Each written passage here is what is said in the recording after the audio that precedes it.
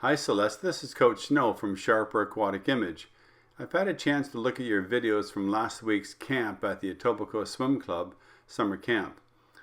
Let's take a look at the videos in slow motion to see if we can find some areas for improvement and as a result make you swim a little faster at meets, and that's the whole point. As we leave the wall on our butterfly breakout, we want to try and get those elbows squeezed in the back of the head and be in a long linear body position off the wall. Keep an eye on the top of the stroke. Let's pitch those fingers down. You see how they're pitching out a little bit? Let's get those fingers on below the hand, below the wrist, and get on top of that stroke, at the top of the stroke, because we're slipping our elbow a little back too far. Let's get on top of those hands. Let's not pitch out, and let's see if we can get our hips up a little bit, particularly when we take that breath. We're climbing a little bit on that stroke when we take a breath. Let's see if we can flatten it out just a little bit more, right?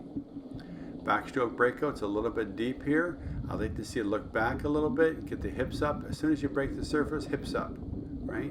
Because we're sitting in the water just a little bit. I'd like to see those hips up a little bit.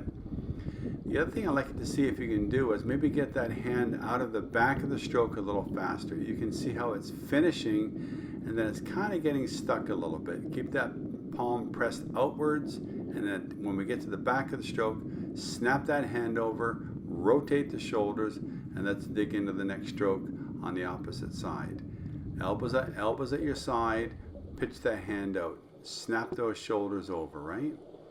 Here's our breaststroke pull out. Want to be in a straight line off the wall. This is a really nice start. Let's see if we can do that dolphin kick first, and then do the breaststroke pull out, and then the breast kick. Now you're stretching out pretty good here. The rule is we try to get about 60% of our power from the kick and breaststroke. I like the way you're trying to stretch out, but I think maybe you're driving your head down a little too far. I'd like to see if you can pop the head up a little bit later, and let's see if we can get those shoulders up out of the water a little bit.